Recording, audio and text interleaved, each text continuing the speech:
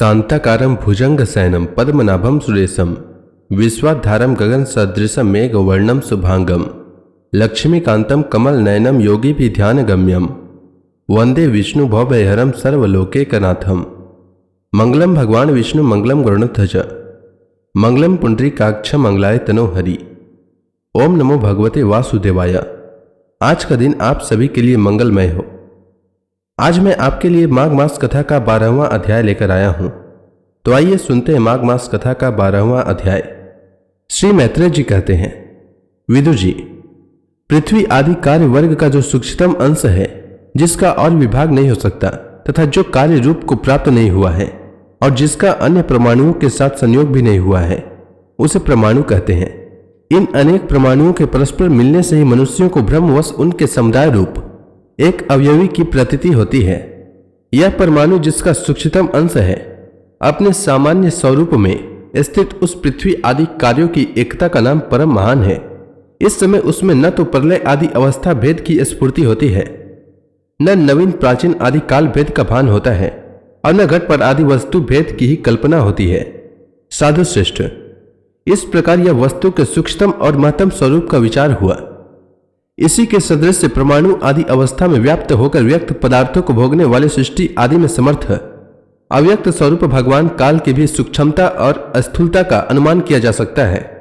जो काल प्रपंच की परमाणु जैसे सूक्ष्म अवस्था में व्याप्त रहता है, वह अत्यंत सूक्ष्म है, और जो सृष्टि से लेकर प्रलय पर्यंत उसकी सभी अवस्थाओं को भोग करता है, वह परम महान है। 2 परमाणु मिलाकर एक अणु होता है और 3 अणुओं के मिलने से एक त्रस रेणु होता है, जो झरोकों में से होकर आई हुई सूर्य की किरणों के प्रकाश में आकाश में उड़ता देखा जाता है। ऐसे 3 त्रस रेणुओं को पार करने में सूर्य को जितना समय लगता है, उसे त्रुटि कहते हैं। इससे 100 गुना काल वेद कहलाता है और 3 वेद का एक लव होता है। 3 लव को एक निमेष और 3 निमेष को एक क्षण कहते हैं। 5 क्षण की एक काष्ठा होती है और 15 काष्ठा का एक लघु। 15 लघु की एक नाडिका कही जाती है। 2 नाडिका का एक मुहूर्त होता है और दिन के घटने बढ़ने के अनुसार 6 या 7 नाडिका का एक प्रहर होता है। यह याम कहलाता है, जो मनुष्य के दिन या रात का चौथा भाग होता है। 6 पल तांबे का एक ऐसा बर्तन बनाया जाए जिसमें एक प्रस्त जल आ सके और 4 मासे सोने की 4 अंगुल लंबी सलाई बनवाकर उसके द्वारा उस बर्तन के पेंदे में छेद करके उसे जल में छोड़ दिया जाए। जितने समय में एक प्रस्त जल उस बर्तन में भर जाए, वह बर्तन जल में डूब जाए, उतने समय को एक नाडिका कहते हैं। विदुर जी, 4-4 प्रहर के मनुष्य के दिन और रात होते हैं और 15 दिन रात का एक पक्ष होता है, जो शुक्ल और कृष्ण भेद से 2 प्रकार का माना गया है। इन दोनों पक्षों को मिलाकर एक मास होता है, जो पितरों का एक दिन रात है। 2 मास का एक ऋतु और 6 मास का एक अयन होता है। अयन दक्षिणायन और उत्तरायण भेद से 2 प्रकार का है। दोनों अयन मिलाकर देवताओं के एक दिन रात होते हैं तथा मनुष्य लोक में ए वर्ष या 12 मास कहे जाते हैं। ऐसे 100 वर्ष की मनुष्य की परम आयु बताई गई है।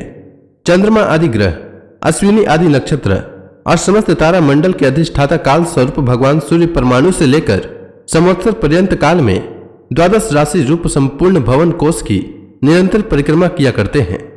सूर्य, बृहस्पति, सवन, चंद्रमा और नक्षत्र संबंधी महीनों के भेद से यह वर्ष ही संवत्सर, परिवत्सर, ईडावत्सर, अनुवत्सर और वत्सर कहा जाता है।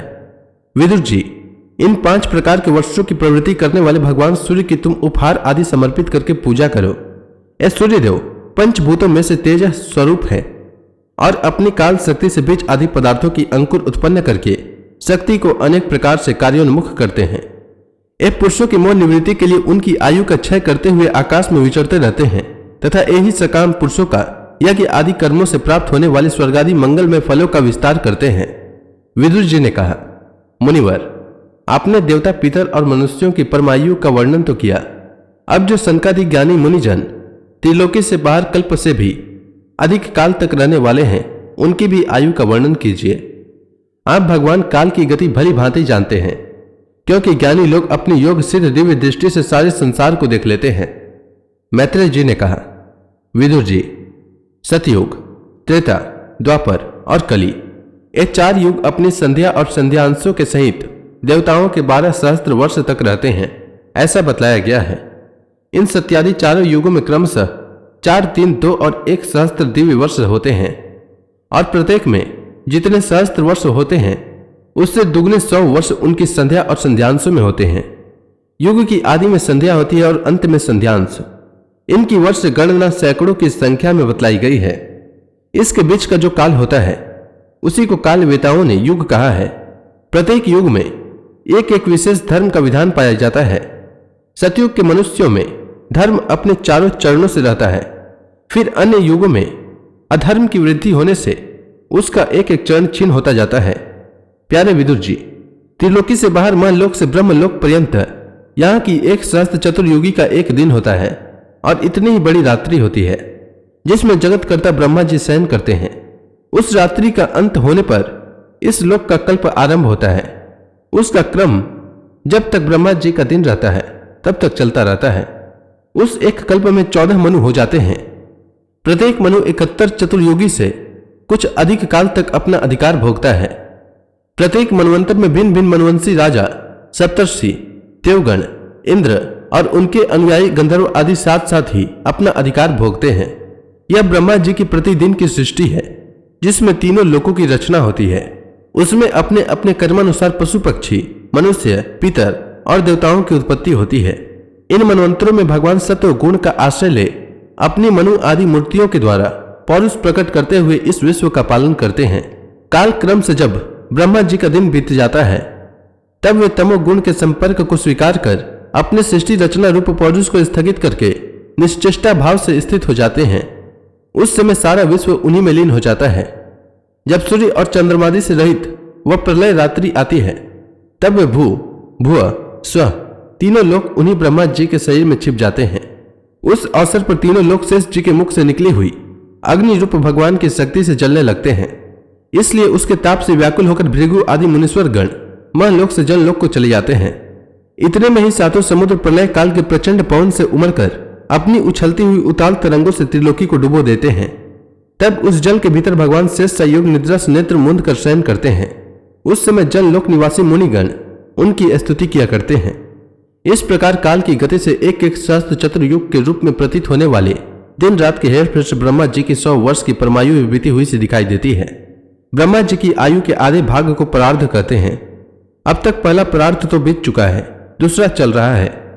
पूर्व परार्ध के आरंभ में ब्रह्म नाम का महाकल्प हुआ था। उसी में ब्रह्मा जी की उत्पत्ति हुई थी। पंडित जन उसे शब्द ब्रह्म कहते हैं।